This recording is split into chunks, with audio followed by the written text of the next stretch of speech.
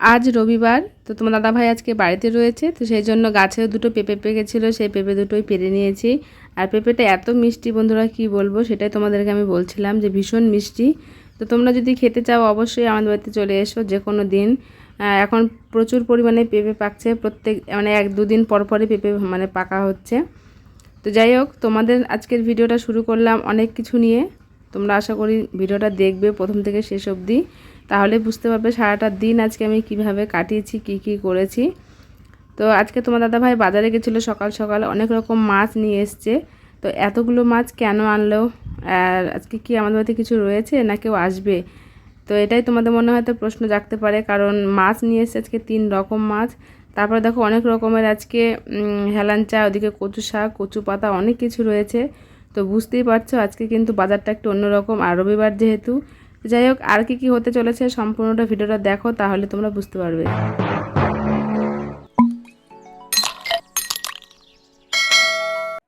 Good morning বন্ধুরা, তোমরা সকলে কেমন আছো অবশ্যই জানিও। আমি কিন্তু খুব ভালো রয়েছি, আর আশা করি ঠাকুরের কৃপায় তোমরাও খুব ভালো আছো। তো যাই হোক, সবাই হয়তো এখন খুব আনন্দের মুডেই রয়েছে, তার কারণ হচ্ছে 2 দিন আমাদের দোল গেল। তো দোলে হয়তো সবাই খুব আনন্দ করেছো, আমিও কিন্তু ভীষণ আনন্দ করেছি, তোমরা আমার ব্লগ দেখলেই বুঝতে পারবে।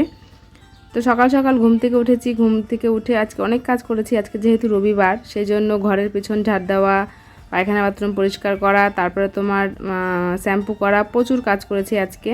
তো কাজ করতে করতে অনেকটা বেলাও হয়ে গেছে, এখন ঠাকুর পুজো দিয়ে নেব।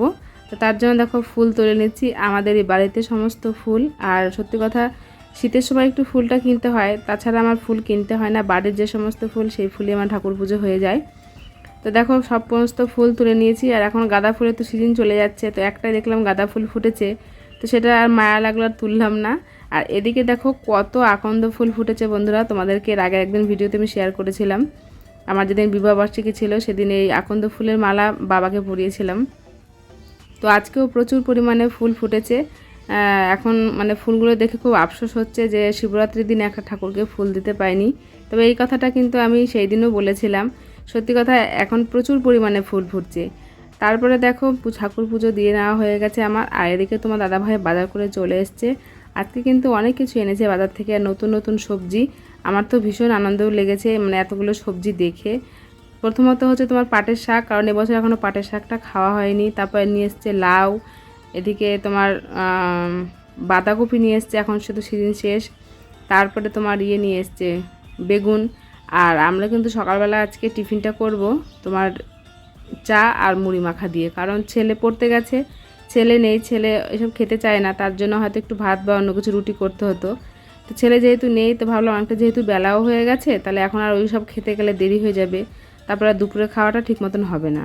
তো সেই জন্য সকালে দেখো একটু মুড়ি মাখিয়ে নিচ্ছি সুন্দর করে সমস্ত কিছু দিয়ে, কাজু কিশমিশ, তারপর তোমার গাজর, পেঁয়াজ, সমস্ত কিছু, মটরশুঁটি যা যা হয়, ধনেপাতা, তো সেই সমস্ত দিয়ে মেখে চা দিয়ে খেয়ে নিয়েছি। এবার দেখো মাছ কেটে নিলাম, আর পাটের শাকটা ধুয়েও নিয়েছি, রান্না করার সময় কেটে নেব।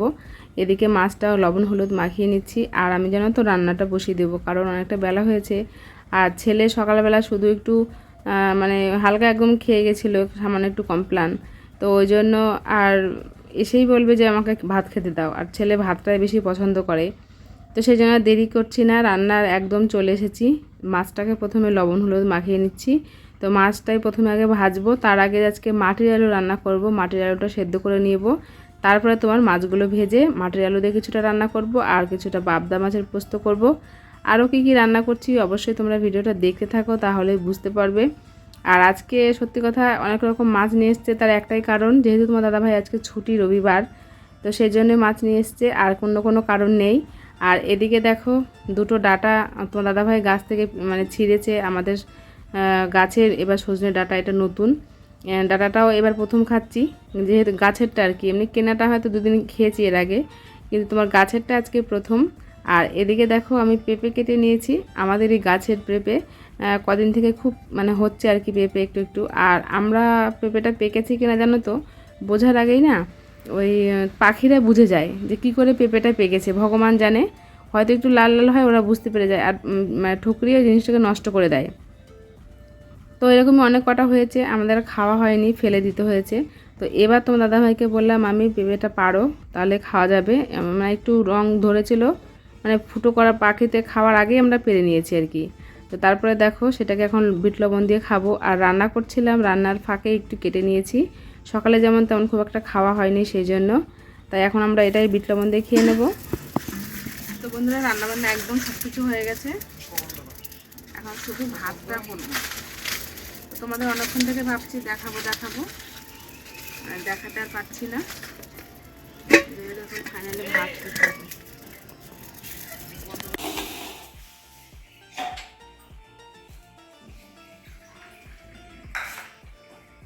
বন্ধুরা দুপুরের খাবার নিয়ে চলে এসেছি।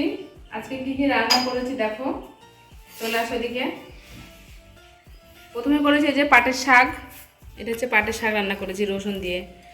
এটা করেছি উচ্ছে আলু দিয়ে রসা করেছি সজনে ডাঁটা দিয়ে। আর এটা হচ্ছে তোমার পাবদা মাছ করেছি পোস্ত দিয়ে। আর এটা হচ্ছে মাটির আলু মাছ দিয়ে রান্না করেছি। আর এখানে আছে গরম গরম ভাত, এই গরম গরম ভাত। এই হচ্ছে আজকে দুপুরের রান্না, আর কেমন কিছু রান্না করিনি। তো চলো খাবার দাবার খেয়ে নিই, সঙ্গে থাকো তোমরা, দেখতে থাকো। আর এই দেখো একটুখানি দই আছে, এই দইটুকু খাবো। এই যে চলো খাওয়া দাওয়া স্টার্ট করি। দেখো বন্ধুরা আমার ভাসুর খিদিরপুর থেকে এসছে, তো দেখো নিয়ে এসছে সেই হেলাঞ্চা শাক, প্রচুর নিয়ে এসছে, কচুর ডাঁটা, এদিকে কচুর পাতা, এসব নিয়ে এসছে। এখন দেখো কচুগুলো কি সুন্দর, ডাঁটাগুলো সুন্দর।